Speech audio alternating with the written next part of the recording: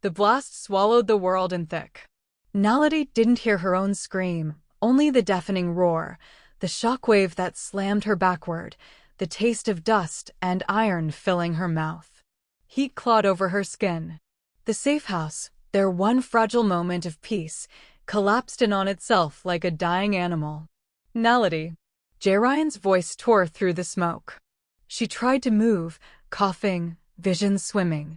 Before she could make sense of anything, a hand clamped over her mouth.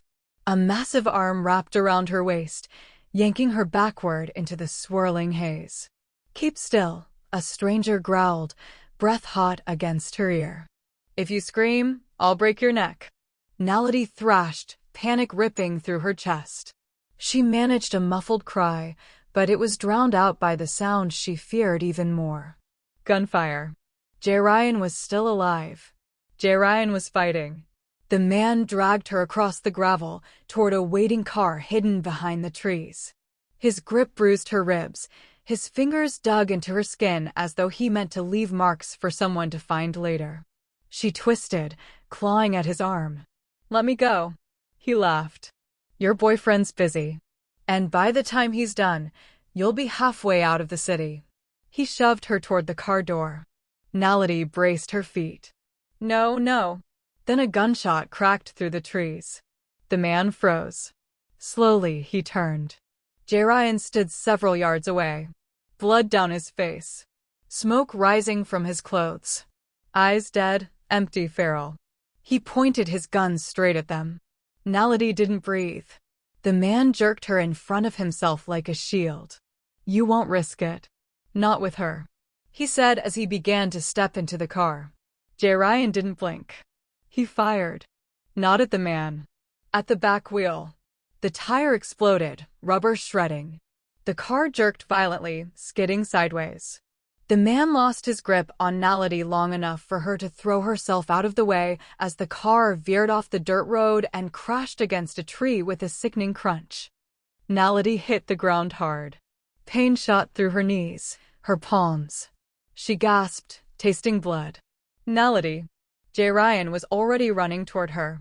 She scrambled upright just as the door of the crashed vehicle burst open and the man stumbled out, dazed but alive. Naledi tried to push herself farther from him, but her limbs shook uncontrollably. The man reached for her again. And Jae-ryeon struck him like a storm. No hesitation. No mercy. Jae-ryeon slammed the man to the ground, knee against his spine, gun pressed to the back of his head. Then silence. His chest heaved, breath rough, eyes darker than pitch. He grabbed the man by the collar and dragged him upright, half-conscious and bleeding. Naledi stared, shaking. "Jae-ryeon." He didn't look at her. His voice came out low, barely human. "Get up." She swallowed. Are we leaving?" No, he hauled the man toward the entrance of the underground bunker beneath the remains of the safehouse. "First, I'm getting answers." "Jae-ryeon, you're hurt." He snapped his head toward her. Those eyes. Black. Unforgiving. Fever bright with wrath. "I'm fine." A lie soaked in blood. He shoved the steel door open, dragging the man down the steps into the underground weapons facility, cold lights flickering over guns, knives, grenades, and other weapons. At the threshold, he turned back to Naledi. "You don't need to see this." "Jay." His voice dropped lower, darker. "Go upstairs." It wasn't a suggestion. Naledi hesitated, heart pounding, but the expression on his face, the murderous calm, froze her in place. She stepped back. He disappeared inside, slamming the door behind him. What followed was not silence. It was heavy, violent, sickening thuds. Jae-ryeon's voice, low and lethal. Naledi's stomach twisted. She backed away until her legs hit the wall, pressed both hands over her ears. But nothing could block out the truth. This was the man she had begun to fall for. This was the darkness he lived in. And she was in it now, too. Minutes stretched into an eternity until finally, the door creaked open. Jae-ryeon emerged, covered in splatters of blood that wasn't his. He wiped the back of his hand across his mouth, breathing harshly. His shirt clung to him, torn. The cold calm was back, but beneath it, something was burning too violently to hide. He approached Naledi with slow, deliberate steps. She pressed herself against the wall. What did he say? Jae-ryeon stopped inches from her. His jaw flexed. They weren't working alone. Who? My brothers, he rasped. They've joined with my father's enemies. Naledi's blood ran cold. He met her eyes, not with fear, but with a chilling, steady promise. They're coming for me. And for you. Before she could speak, he lifted his hand and cupped her face, his touch almost gentle, despite the blood still drying on his knuckles. We leave in 10 minutes, he murmured. Clean up. Don't pack too much. If they're near, we run light. Naledi's voice cracked. Jae-ryeon, are we safe? He leaned closer, forehead nearly touching hers. No. His lips brushed her ear. But I will always protect you.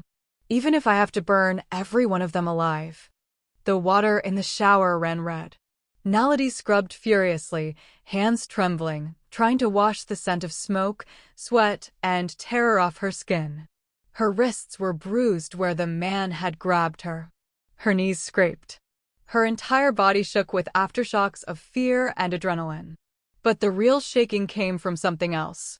The memory of Jae-ryeon's eyes when he emerged from the underground room. Rage. Possession. Something that bordered on inhuman. He killed for you. He will kill again. Naledi leaned her forehead against the cold tile, chest heaving. She didn't know whether she should run from him. Or run to him. When she emerged minutes later, wrapped in a towel, the villa was dark and quiet. Too quiet. She dried quickly, threw on the first clothes she could grab, and hurried into the hallway.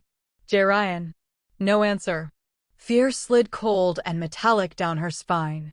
She found him in the living room, standing with his back to her, in front of the shattered windows overlooking the trees. His shoulders rose and fell in slow, methodical breaths. He had cleaned himself up, but traces of the man he killed still lingered on him. A smear of dried blood on his jaw and under his nails. He didn't turn when she approached. You should have stayed upstairs. She swallowed, stepping closer despite every instinct telling her to keep distance. I was worried. A bitter breath left him, half a laugh, half a sigh. You shouldn't worry about me. I do. That reached him. He turned slowly, eyes locking onto hers with a force that stopped the air in her lungs. There was something raw in his gaze, something desperate, controlled only by a thread. Come here. The words were soft. But they weren't a suggestion. Naledi stepped closer, heart pounding. Her feet moved before her mind decided anything. He reached out, fingers brushing her cheek, then cupped the back of her neck and gently pulled her into him until her forehead rested against his chest. Are you hurt? He murmured, voice vibrating against her. Just bruises. His jaw clenched. The hand at her neck tightened just slightly, enough to feel the tremor of restrained fury in him. I should have gotten to you faster, he said, low. I should have killed him sooner. Her breath caught. Jae, you saved my life. Jae-ryeon leaned in, breath warm against her ear. I saw you fighting him, he whispered. Clawing, kicking, screaming. You looked terrified. And all I could think was... His hand slid to her waist, gripping firmly. I'll destroy anyone who makes you look like that. Naledi's knees weakened. This man, this violent, ruthless, unstoppable man, was unraveling for her. And God help her, she was unraveling too. His forehead pressed to hers. You're shaking. I'm processing, she whispered. What part? That you walked into gunfire for me. A slow, intoxicating smile curved his lips. I'd walk into the pits of hell for you. Her breath hitched. His fingers slid under her jaw, tilting her face up inch by inch as if he was waiting for a sign, any sign, that she would pull away. She didn't. Their lips brushed. A sharp beep cut through the room. Jae-ryeon froze. Naledi blinked, pulse crashing painfully. He reached into his pocket and pulled out his phone. The screen glowed with a single message. One word. Found you. A cold, murderous stillness settled over him. His eyes sharpened. His muscles tightened. His entire demeanor shifted into lethal focus. They're here, he said quietly. Naledi's blood turned to ice. Your brothers. And the men backing them. His jaw flexed. They brought an army. He didn't give her time to react. He grabbed her hand. Move. Get your shoes, he said sharply. We're leaving. Now. Naledi didn't argue. She didn't breathe. She just moved. They slipped out the back door just as black SUVs rolled into the driveway.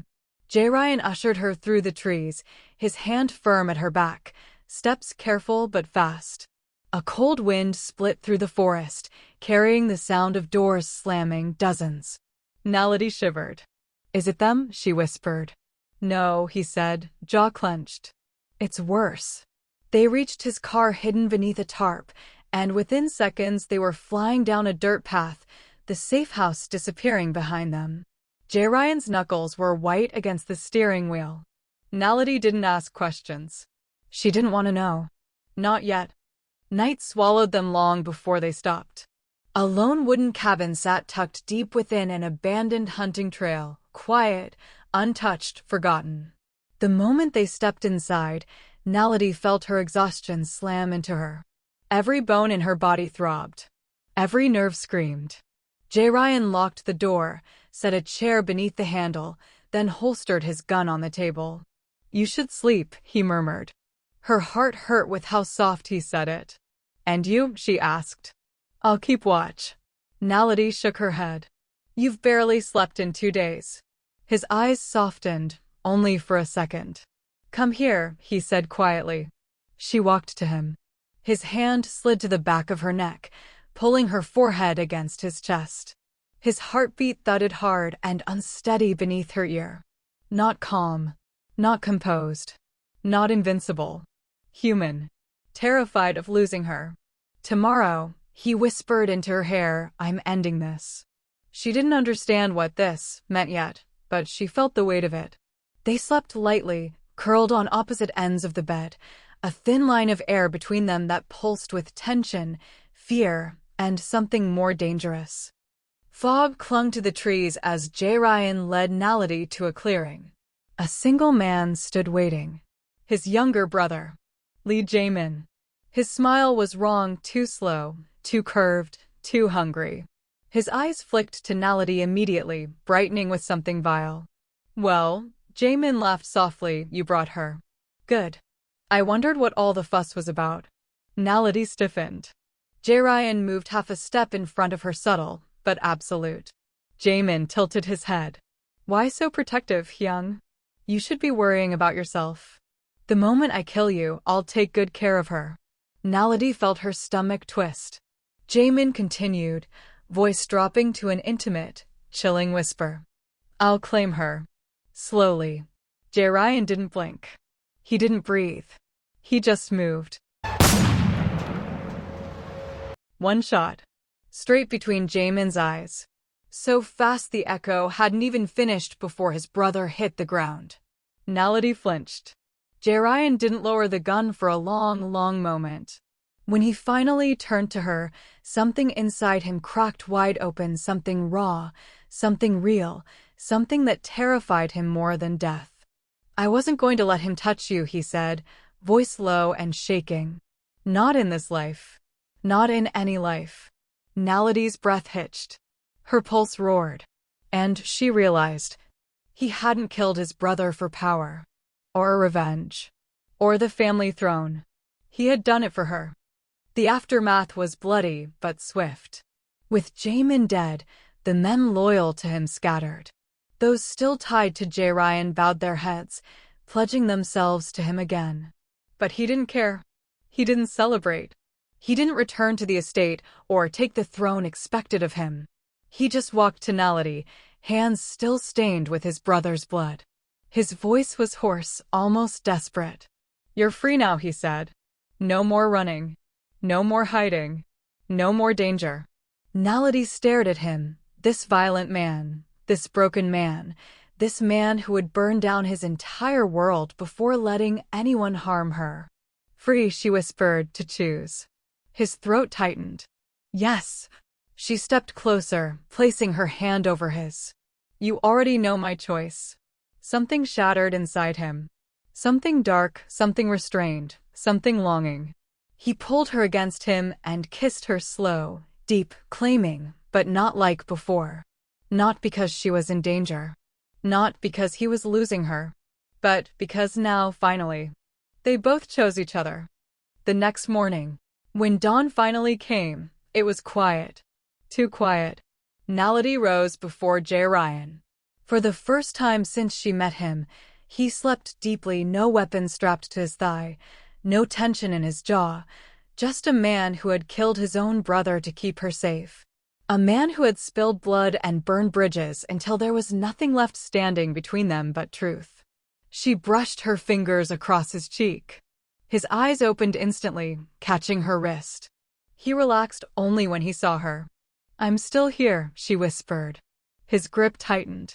You're all mine. The words didn't leave his mouth, but she felt it, vibrating in the air between them like a vow. They drove back to the outskirts of Seoul hours later, hiding in the shadows while Jae-ryeon summoned a meeting with the remaining elders of his syndicate. The war was over the moment he dragged Jaemin's body into the open.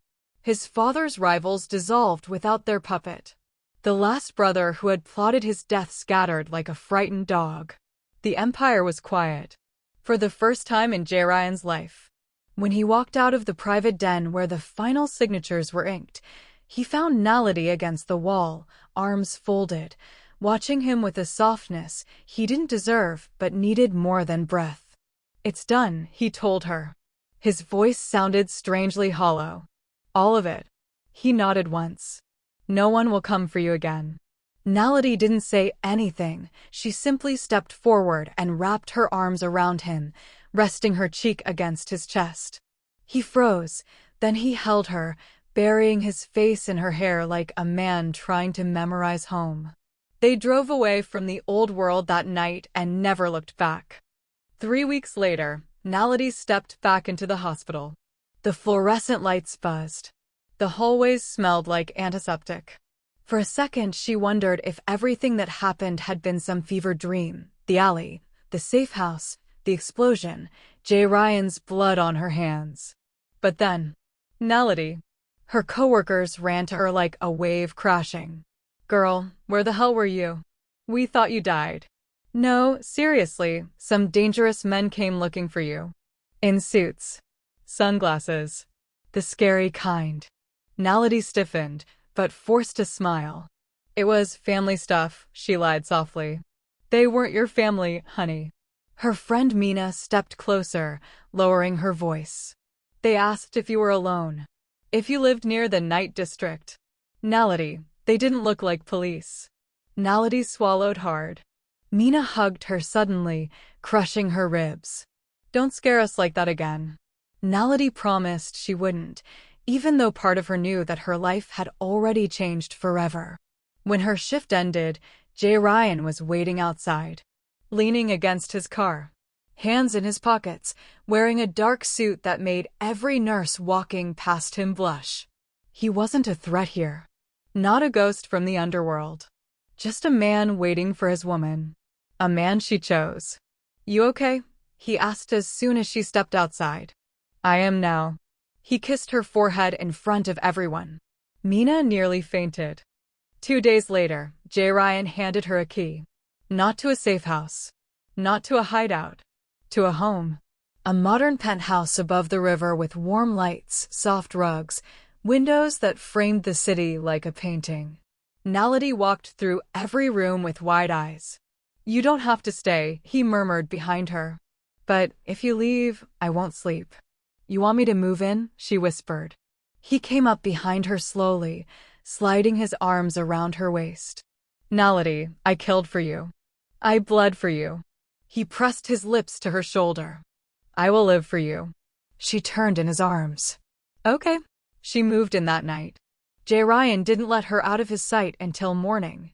And then it happened. They became inseparable. Morning coffee together. Quiet dinners with his head resting on her lap. His hand always at the small of her back. Her sleeping draped across his chest because he refused to face the night without her heartbeat grounding him. Sometimes he woke sweating, breathing hard, flashes of gunfire in his mind, but she was always there. And she always pulled him back. "You saved my life," he would whisper against her skin. And she would kiss him softly. "You saved mine first." It wasn't a grand affair. Jae-ryeon hated crowds. Naledi hated the idea of snipers. So they married at sunset in a private garden overlooking the Han River. Lanterns swayed overhead. The air smelled like jasmine. He wore black. She wore ivory silk that shimmered in the dying light. When she walked toward him, Jae-ryeon's eyes glistened in a way she had never seen before. Not violence. Not rage. Not possessiveness. Just raw, unconditional love. "I never believed in fate," he whispered as he held her hands. "Until the night you found me bleeding in that alley." Naledi felt tears burn her lashes. "I never believed a man like you could love someone like me." Jae-ryeon leaned in until their foreheads touched. "My love for you isn't something I chose. It's something I am." When he kissed her, the world fell silent. Jae-ryeon wrapped an arm around her waist and lifted her slightly, holding her like something sacred. Something that belonged to him, but that he belonged to just as fiercely. For the first time in both their lives, there were no shadows. There was no danger. There was only love. Together. Always. Their love wasn't gentle. It wasn't perfect. But it survived fire, betrayal, and the ghosts that tried to tear them apart. And sometimes, that's what real love looks like. Not flawless, but unbreakable. If this story pulled you in, hit like, subscribe, and come back for more heart-stopping romances.